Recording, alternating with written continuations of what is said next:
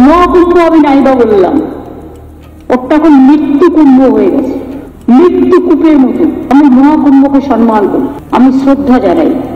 Planning না করে এত হাইট তুলে এত লোকের মৃত্যু বললেন 30 জন, কথাটা কি সঠিক? কত ডেড বডি ভাসিয়ে দিয়েছেন নদীতে, 8 বার আগুন লেগেছে।